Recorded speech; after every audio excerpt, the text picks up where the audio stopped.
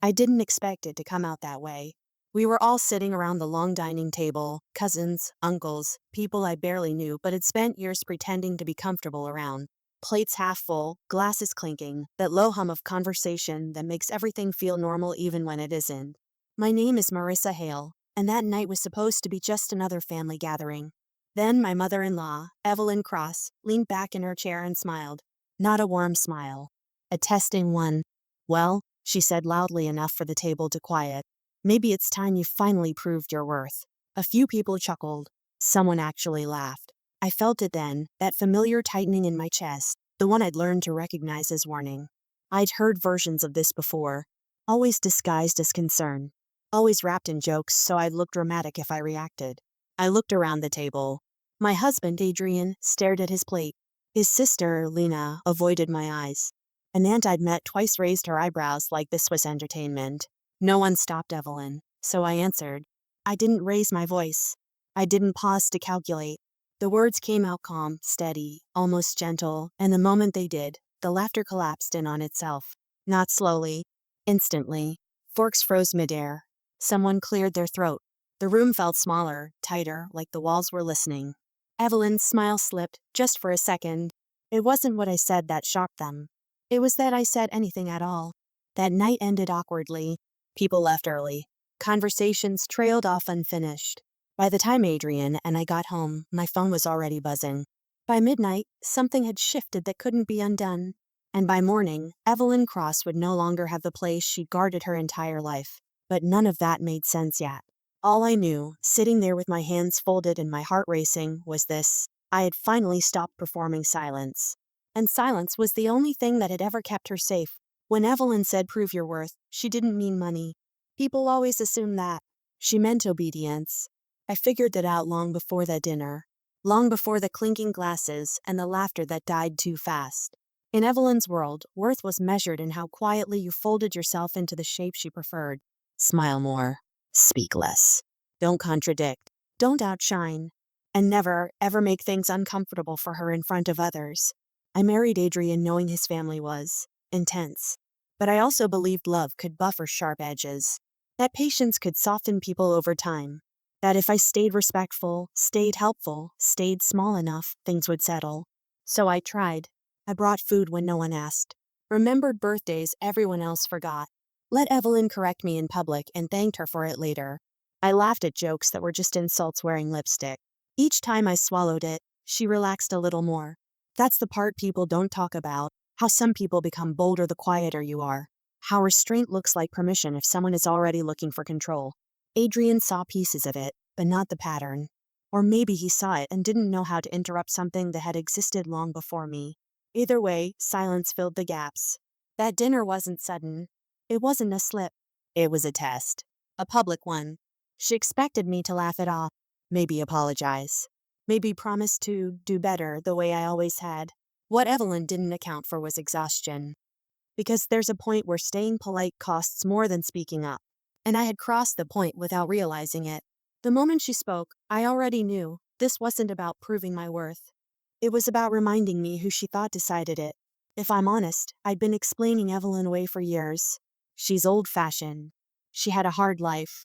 She doesn't mean it like that. I said those things so often they started to sound like facts instead of habits. It was easier to soften her edges than to admit how sharp they were, especially because doing the latter meant asking myself why I kept tolerating them. The first time she embarrassed me, it was subtle. A comment about how I dressed. Too plain. Too bold. Always wrong in some quiet way. People smiled. I smiled too. That's how you survive early warnings. You pretend they're compliments. Then came the comparisons. Evelyn loved those. How Lena managed a household better. How Adrian's cousin understood family values. How other women knew when to step back and let elders speak. She never said my name when she said these things. She didn't have to. Adrian would squeeze my knee under the table, a silent ignore it. And I did.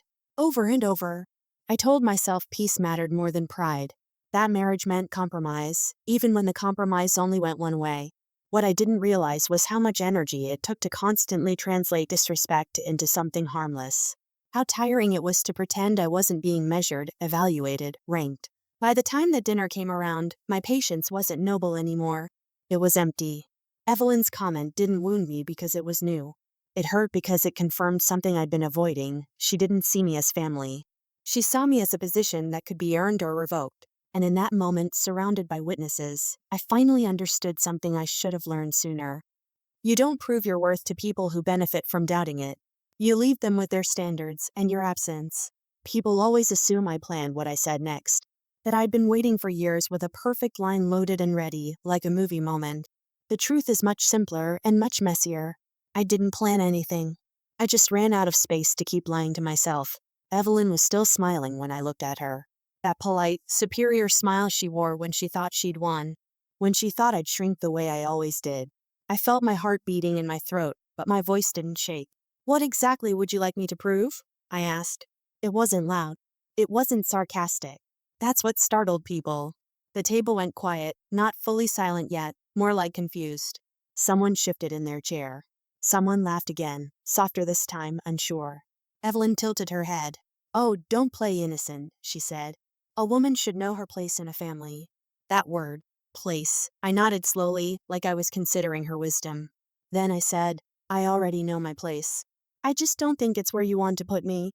That's when the laughter died. Not dramatically. Not all at once. It drained out of the room like air from a punctured tire. People looked down at their plates. At their hands. Anywhere but at us. Adrian finally looked up. Evelyn's face changed. Not anger, not yet, something closer to surprise. As if a piece on the board had moved without her permission. I didn't stop there. I should have. A smarter woman might have. But something in me was done being smart for other people's comfort. "I don't need to prove my worth," I said. "I live it. Whether you approve or not." You could hear breathing again. Heavy. Uneven. That was the moment I understood. This wasn't a disagreement anymore. It was a fracture. And fractures don't heal quietly. What surprised me most wasn't Evelyn's reaction. It was everyone else's. People like to think cruelty exists in loud people, but it usually survives because of quiet ones. The ones who laugh nervously. The ones who look away. The ones who tell themselves it's not their place. After I spoke, no one jumped in to defend her. No one defended me either. They just recalibrated. I watched it happen in real time. Shoulders straightening. Eyes reassessing. People realizing that the version of me they'd accepted, agreeable, quiet, easy, wasn't the only one available. Evelyn opened her mouth, then closed it again. She wasn't used to being challenged without aggression. She knew how to handle anger. She didn't know what to do with calm refusal. "Well," she said finally, letting out a small laugh that landed wrong, "we're all just having fun here." No one echoed her. Adrian's hand found mine under the table. It was warm, steady. He didn't squeeze. He didn't pull me back. He just stayed there. That mattered more than anything he could have said. Conversation restarted in fragments. Too loud in some places. Too careful in others. People avoided Evelyn's end of the table. Someone asked me about work like they just remembered I was a person with a life. Evelyn watched it all with a tight expression, her authority bleeding away in inches. This is something no one tells you about power. It only works if people agree to carry it for you. The moment they stop, even silently, it starts to collapse. I didn't feel triumphant. I felt clear. Because I wasn't trying to win the room. I was reclaiming myself. And once you do that, everything else becomes optional, including the people who only valued you when you were quiet. We didn't stay long after that. No dramatic exit. No slammed doors. We finished our plates, exchanged polite goodbyes, the kind that sound normal but mean nothing. The car ride home was quiet, not tense, just full. Like we were both processing the same thing from different angles. About 10 minutes in, Adrian finally spoke. "You didn't do anything wrong," he said. I nodded, staring out the window. I wasn't looking for reassurance. I'd crossed that bridge already. At home, I kicked off my shoes and sat on the edge of the bed, exhaustion hitting all at once. My phone buzzed. A message from Lena. "Mom didn't mean it like that." I didn't reply. Another buzz. A cousin this time. That was uncomfortable, but kind of overdue. That one stayed unread too. Adrian's phone didn't stop buzzing. He ignored it. That told me everything. What people don't understand is that moments like that don't end when the conversation does. They echo. They rearrange things. They force choices no one wanted to make yet. That night, Adrian told me things he hadn't said out loud before. About growing up tiptoeing around Evelyn's moods. About how keeping peace had always meant letting her win. About how watching her talk to me that way had felt wrong for a long time, but confronting it felt bigger than he knew how to handle. I should have said something sooner, he admitted. I believed him. But belief doesn't erase patterns. We didn't make any decisions that night. No ultimatums. No plans. Just an unspoken understanding that something fundamental had shifted. And once things shift, they don't shift back. I slept deeply for the first time in weeks. Somewhere between night and morning, I understood this wasn't the end of the story. It was the part where the consequences finally began to unfold. Evelyn called the next morning. Not to apologize. Not to ask how I was. She never started conversations that way. Her name lit up my phone while I was making coffee, sunlight cutting across the kitchen like nothing had happened the night before. I let it ring longer than usual. When I answered, she went straight to business. I think we need to clear the air, she said, her tone clipped, controlled. What you said last night was inappropriate. I took a sip of coffee before responding. What part? There was a pause. Just long enough to tell me she wasn't used to being asked that. You embarrassed me, she said. In front of my family. I leaned against the counter, suddenly very tired. You spoke about me in front of everyone first. That was different, she snapped. I was joking. I didn't argue. I didn't defend myself. I didn't raise my voice. I just said the truth calmly. It didn't feel like a joke, and I won't accept being spoken to like that anymore. Another pause. Longer this time. You're being dramatic, she said finally. Ever since you married Adrian, you've changed. Yes, I said. I have. She exhaled sharply, like she'd hit a wall she didn't know how to climb over. If you want to be part of this family, you need to learn respect. That was the moment. Not the dinner. Not the laughter. Not the silence that followed. This? The realization that nothing I did would ever be enough because the goalposts were never meant to stay still. I already have respect, I said. Just not for this conversation. I ended the call. My hands were shaking, but my chest felt lighter, like something tight had finally loosened. When Adrian came into the kitchen, he looked at me and asked, Was that my mom? I nodded. He didn't ask what she said. He just said, Okay. Then we're done pretending. And for the first time, I believed him. Because some lines don't need to be redrawn. They need to be crossed once, and never again. Evelyn didn't explode the way I expected. There was no barrage of messages. No dramatic confrontation. No public meltdown. Instead, something more unsettling happened. She went quiet. Family group chats slowed, then stopped. Invitations stopped coming. Holidays were suddenly small this year. Birthdays passed with cards that felt obligatory, not warm. It wasn't punishment, not directly. It was removal. I realized then how much of that family's rhythm had been built around her approval. When she withdrew, people didn't rebel. They adjusted, carefully. Adrian noticed it too. His sister stopped calling him first. His uncle started sounding cautious, like every sentence needed to be measured. Even Lena, who had always hovered between loyalty and fear, seemed unsure which way to lean. One afternoon, weeks later, Adrian came home and said, she told everyone she's stepping back. For her health. I laughed. Not because it was funny, because it was predictable. Evelyn didn't lose control. She surrendered it strategically, framed herself as wounded instead of challenged. It was a smarter move than anger. But here's the thing about stepping back when you've built your identity on control. People start realizing how peaceful it is without you directing everything. Adrian's cousin admitted it first. Dinners are calmer lately, she said quietly, like it was a secret. An aunt mentioned how nice it was not walking on eggshells. No one said Evelyn's name. That was the consequence she never planned for. Not rejection. Not confrontation. Irrelevance. And while she was waiting for me to come crawling back, to apologize for disrupting the balance, something else was happening. The family was learning it could breathe without her, and I was learning I could live without their permission. I didn't announce boundaries. I didn't send long messages clarifying my feelings or outlining rules. I just stopped explaining myself. And in that quiet, something unexpected happened. My life expanded. Without Evelyn's commentary in the background, small things felt lighter. I laughed more easily.